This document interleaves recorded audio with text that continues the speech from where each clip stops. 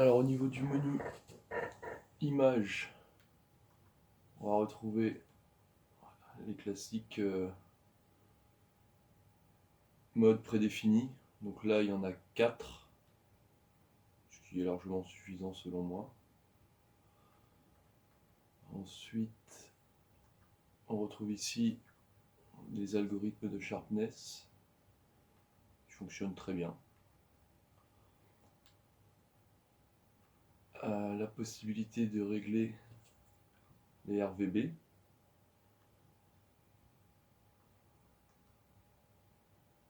L'échelle de gris par composant de couleur.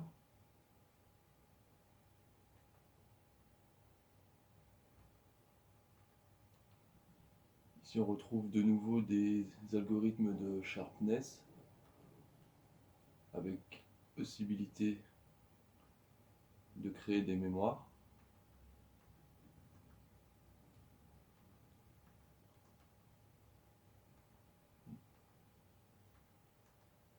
Alors ici, il y a carrément un éditeur de gamma sur 9 points. Très pratique. Et la possibilité de régler son gamut.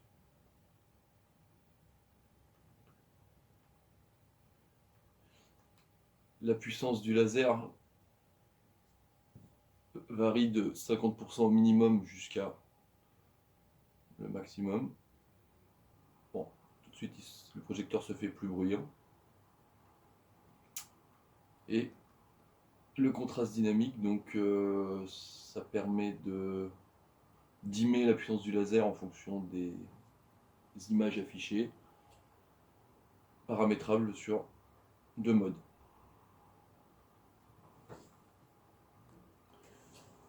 Sur l'onglet signal, on va pouvoir régler les paramètres 3D. Bon, ici on n'a pas reçu de lunettes avec l'Epson, donc on n'a pas pu essayer. Là c'est pour les différents formats d'images. 2 gamutes disponibles, BT709 et BT2020.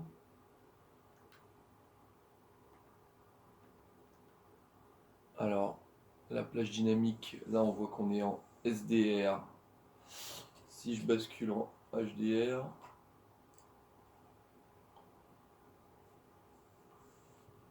ah, là il l'a pas eu, dommage.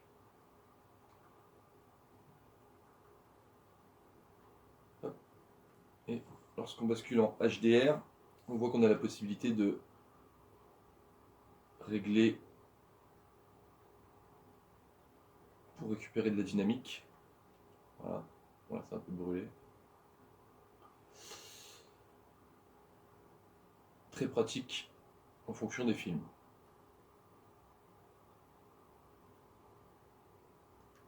A stranger to excuses. Burned me once or twice. I expect them.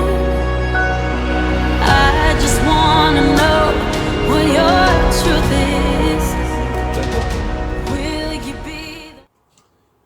Alors sur l'onglet réglage, on va retrouver un guide d'installation, donc en image, qui est plutôt bien fait. Ça permet de voir comment positionner le projecteur, régler ses pieds, son focus, son recul. Voilà. Ensuite, c'est pour le réglage du trapèze. Ici, on va retrouver des masques pour les adeptes des écrans au format cinémascope.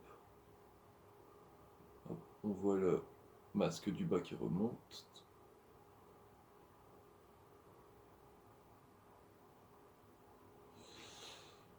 Ok. Alors là, c'est le zoom. Donc, il n'a pas une amplitude extraordinaire, mais il a le mérite d'exister. Voilà.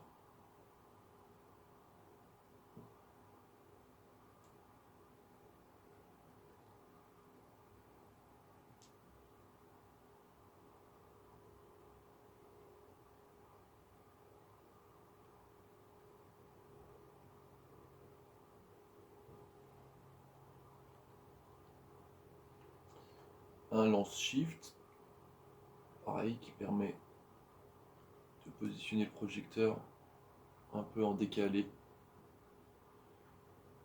Hop.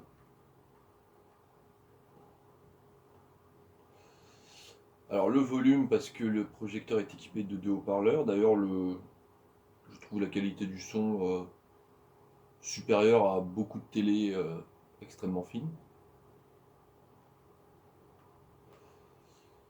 Là, c'est, je suppose, pouvoir utiliser les commandes dans l'HDMI. Ah oui, d'accord, c'est pour pouvoir activer le son ou pas, démarrer le projecteur sur une commande HDMI, contrôle parental et possibilité de sauvegarder tout ça. Sur l'onglet avancé, on va retrouver donc affichage écran, je ne sais pas ce que c'est. Voilà, c'est différents réglages, ok. Ah, l'alignement des panneaux, c'est intéressant. Donc, on va avoir la possibilité d'aligner ces matrices. Je ferai ça plus tard.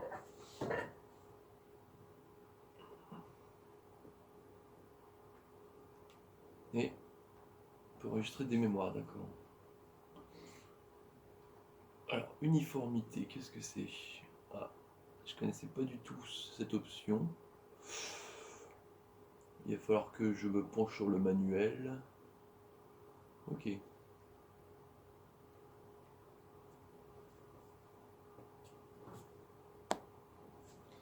Alors, dans l'onglet réseau, on retrouve les informations.